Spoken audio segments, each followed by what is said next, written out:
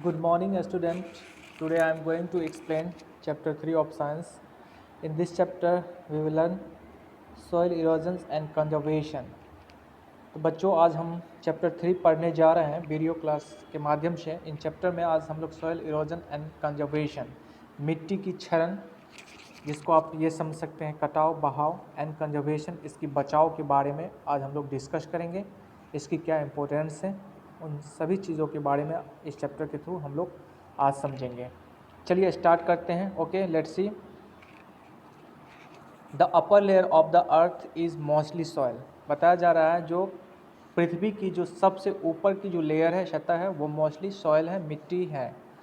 Soil is made up of small particles of broken down rocks, remains of dead plants and animals, water and air. बताया जा रहा है soil का जो निर्माण, सॉइल जो बना है वो small particles of broken down rocks यानी चट्टानों के छोटे छोटे टुकड़ों से, remains of dead plants and animals, मरे हुए पशु और पेड़ पौधों के रिमेन्स अवशेषों से, पानियों से और एयर से इस मिट्टी का निर्माण हुआ है। Plants grow in soil and use the minerals present in it. और प्लांट जो है इसी मिट्टी में ग्रो होता है और जो मिट्टी में मिनरल्स है उसका वो यूज़ करता है। Soil also contents tiny living organism such as insects, worm and bacteria. और इस मिट्टी में छोटे सूक्ष्म जीव हैं जैसे कि इंसेक्ट्स हैं, वॉर्म है, बैक्टीरिया है। ओके डियर, तो आपने क्या समझा? जो पृथ्वी की सबसे ऊपर की जो लेयर है वो सॉइल है। इसका निर्माण आपको पत्थरों के छोटे छोटे particles, remains of dead plants and animals, water and air से हुआ है। ओके, इसी मिट्टियों पे प्लांट्स ग्रो होता है और प्लांट्स क्या करता है, मिट्टी में जो मिनरल प्रेजेंट है उसका यूज़ करता है। इस मिट्टी में छोटे ऑर्गेनाइज्म भी हैं, जीव भी हैं जैसे कि insects, worms and bacteria. Okay, importance of a soil. Okay, मिट्टी की इम्पोर्टेंस के बारे में देखते हैं। Plants use the nutrients in the soil. Plants क्या करता है, जो मिट्टी में न्यूट्रिएंट्स है उस न्यूट्रिएंट्स को यूज़ करता है to grow and make food, बनने के लिए और अपने फूड को प्रिपेयर करने के लिए। All animals depend on plants directly और इनडायरेक्टली फॉर फूड्स।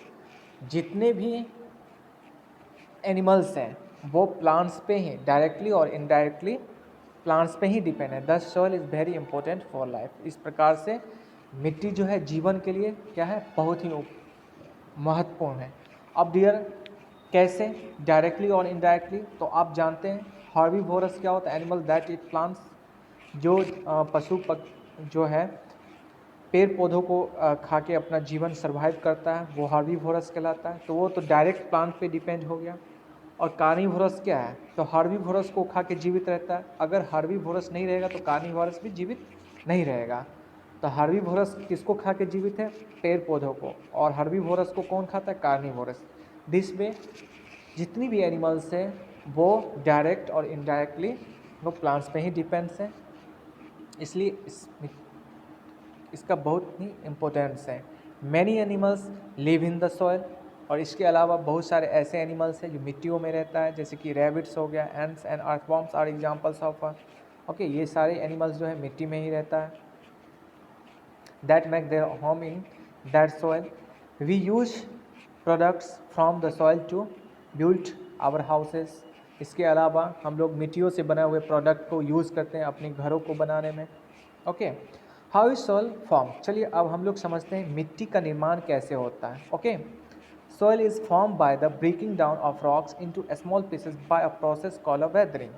मिट्टी का निर्माण पत्थरों के छोटे छोटे टुकड़ों, कणों में होने पे इसका निर्माण होता है जिसे हम लोग वेदरिंग कहते हैं। Weathering can be caused by animals, plants, rain, flowing water, wind and weather changes। और वेदरिंग किन किन चीज़ों से होता है, एनिमल से, प्लांट से, रेन से, वाटर से, ओके, हवा से।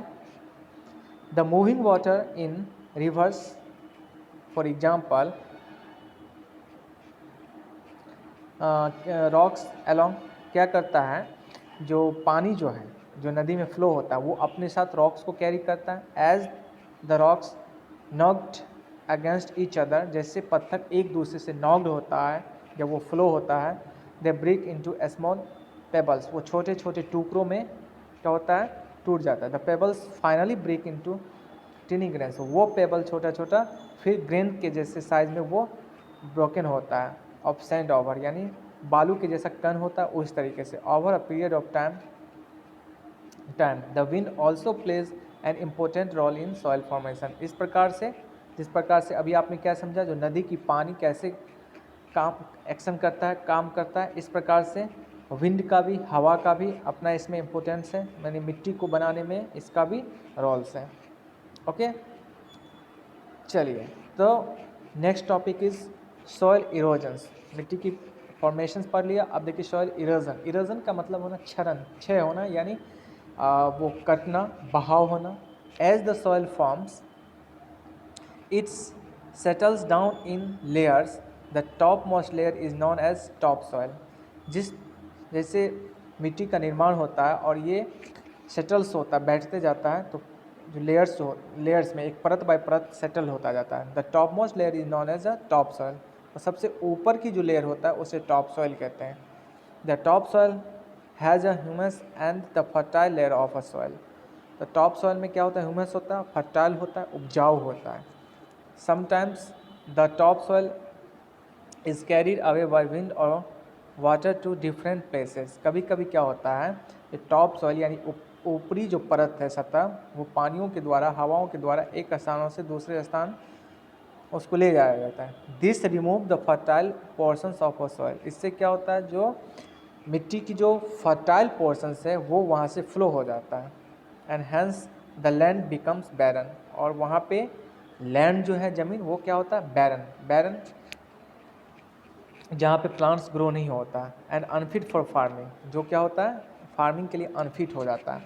द प्रोसेस ऑफ वाटर और wind carrying away soil is called soil erosion. तो यही द प्रोसेस, यानी पानी और हवाओं के द्वारा मिट्टी की जो कटाव होती है, यानी टॉप सॉइल जो है एक प्लेस से दूसरे स्थान में जाता है, इसी प्रोसेस को हम लोग सॉइल इरोजन कहते हैं।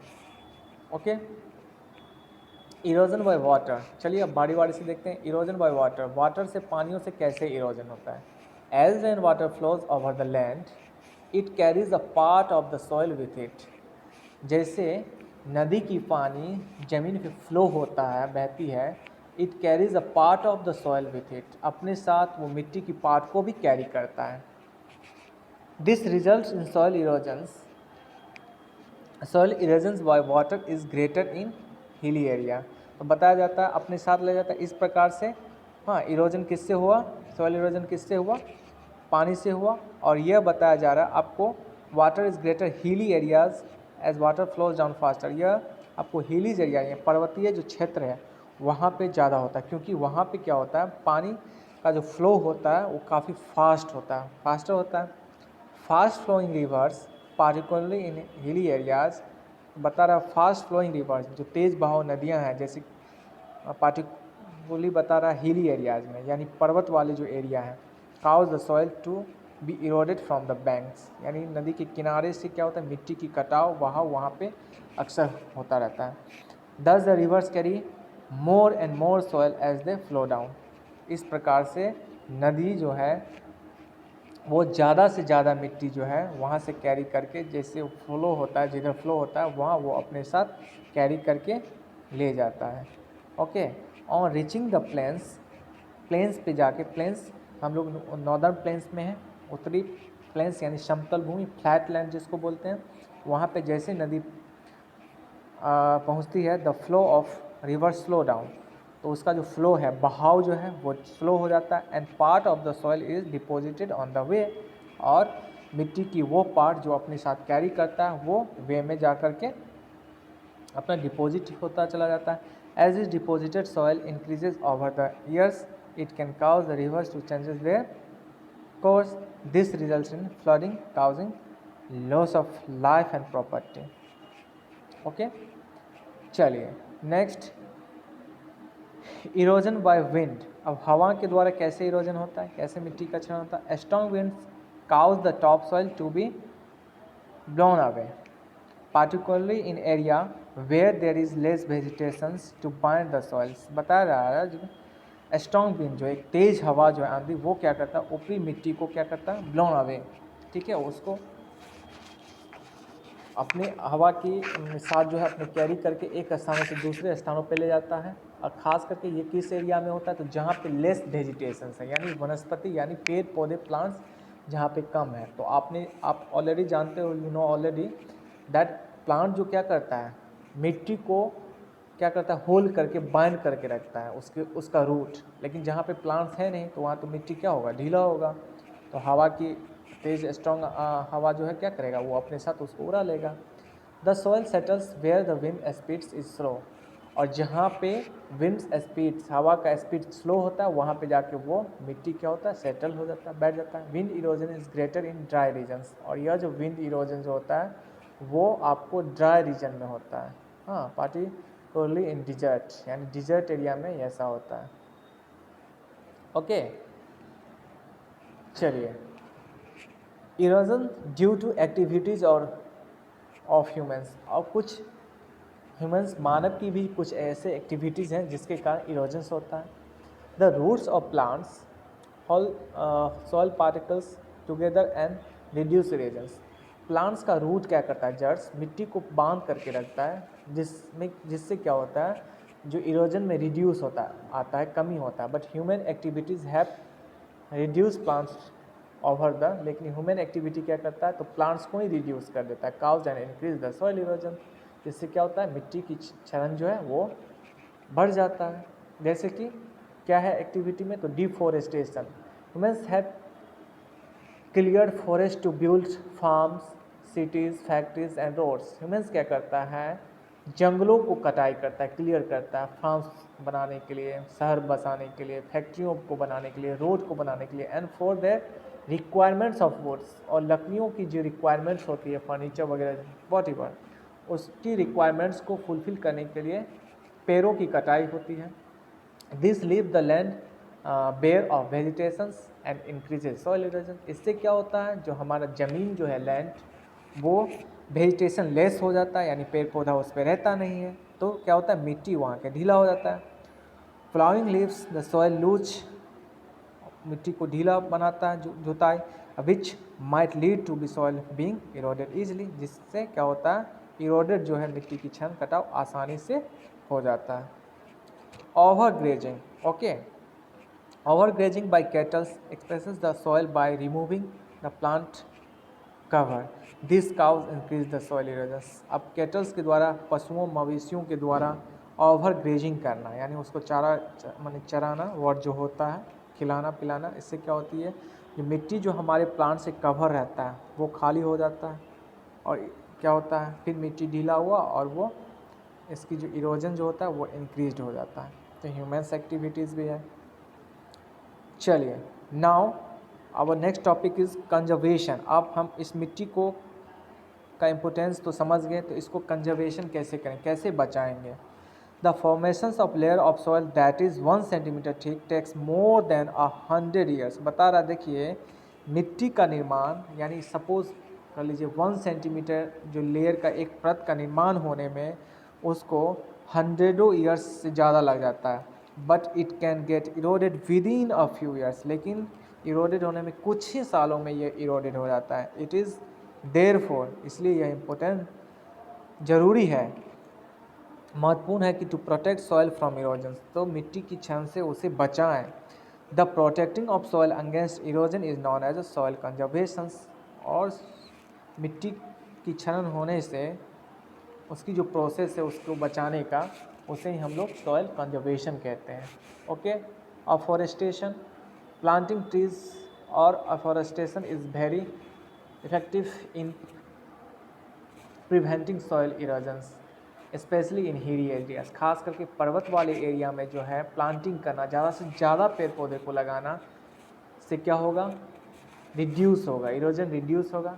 Grass grown on slopes prevent soil erosion cause by water flowing down the slopes, और जहाँ पे स्लॉप्स है, ढालदार है, जहाँ ऊंचे से नीचे पानी की बहाव तेज होता है, वहाँ पे ग्रास को ग्रो करना बहुत ही महत्वपूर्ण है। वो क्या करेगा, तो पानी की जो फोर्स है उसको वो स्लो करेगा, जिससे मिट्टी की इरोजन जो है वो रिड्यूस होगा, कम हो जाएगा। सेकेंड थिंग्स, सॉइल कवर, यानी मिट्टी को कवर करके रखना। कैसे, after crops is harvested and before the next crop is sown, यानी फसलों की कटाई के बाद या फसलों को बोने से पहले the soil remains bare, soil जो वैसे ही खाली रहता है, ठीक है। The soil can be easily eroded by wind and water, उस समय क्या होगा, मिट्टी जो है आसानी से पानी और हवा से इरोडेड हो सकता है। तो टू प्रिवेंट दिस, इससे बचाने के लिए फार्मर्स आइदर ग्रोज ग्रास और cover the land with dried vegetation, तो फार्मर को क्या करना चाहिए, ग्रास को ग्रो करना चाहिए या फिर वेजिटेशन से, ड्राई वेजिटेशन से, सूखे हुए पत्तों पेड़ से उसे क्या करना चाहिए, मिट्टी को कवर कर देना चाहिए। इससे क्या होगा, रिड्यूस होगा, इरोडेड कम होगा। ओके, शेल्टर बेल्ट्स देखिए, उसके बाद शेल्टर बेल्ट्स, ग्रोइंग हैजेस और trees along the edge of a farmland as a wind breakers, बताया जा रहा है एज अ विंड ब्रेकर्स, यानी हवा को रोकने वाला जो थिंग्स हो। हाँ, ट्रीज यानी फार्मलैंड, जितनी भी फार्मलैंड है जहाँ पे क्रॉप्स को ग्रो किया जाता है वहाँ पे एक तरफ से पेड़ों को लगाना, ठीक है, जैसे कि हवा की तेज़ को कम कर सकें, ठीक है, ये भी एक है। और मिट्टी, और पेड़ क्या करेगा, मिट्टी को होल्ड करके रखेगा, तो इससे क्या होगा, वहाँ पे मिट्टी की कटाव कम होगा, मिट्टी बचेगा। ओके, उसके बाद देखिए टेरेस फार्मिंग, सीढ़ीनुमा खेती along the slopes of hills, यानी यहाँ पे पर्वतों के जो स्लॉप्स होता है जहाँ पे ढालदार लैंड होता है। Farming is done by cutting steps in a slopes, तो फार्मिंग जो वहाँ पे किया जाता है यानी उसके स्टेप बाय स्टेप, जैसे सीढ़ी होता है ना, इस तरीके से स्टेप बाय स्टेप कटिंग होता है उस स्लॉप्स में, वहाँ पे फार्मिंग किया जाता है। This reduce the speeds of water as it flows down, thus reducing soil erosions. तो स्टेप कटिंग में क्या होता है, जो पानी की जो फोर्स होता है उसमें क्या होता है, कमी होता है, और इससे क्या होता है, सॉइल इरोजन्स भी कम होता है। ओके, बिल्डिंग एम्बैंकमेंट्स, ठीक है, एम्बैंकमेंट्स आप समझ सकते हैं यानी बांध, ठीक है, जिसको हम लोग गांव घरों में बोलते हैं ना, जो बोरों में क्या करते हैं हम लोग, स्टोन्स, पत्थर या सैंड डाल डाल करके हम लोग एक बड़ा सा बांध बनाते हैं। River constantly eroded the soil on their banks, बता रहा रिवर्स क्या करता है, अपने बैंक, अपने किनारों से क्या करता है, मिट्टी को इरोडेट करता है। Strong embankments of rocks and soil, जिसको बांध बोलते हैं, builds along the banks prevent this, तो बैंक्स के किनारे किनारे किनारे हमें एक स्ट्रॉन्ग एम्बैंकमेंट जो है बांध बनाना चाहिए। हाई बांध can also prevents erosion of soil on land by preventing of flooding. Okay, this way your chapter 3 has completed soil erosions and conservations, यानी मिट्टी की क्षरण यानी उसकी जो कटाव होती है उसको कैसे होता है, किसके द्वारा होता है, और उसे हम कैसे कंजर्व कर सकते हैं, और मिट्टी की इम्पोर्टेंस क्या है, इसलिए हमें कंजर्व करना होगा। Okay, bye and have a nice day.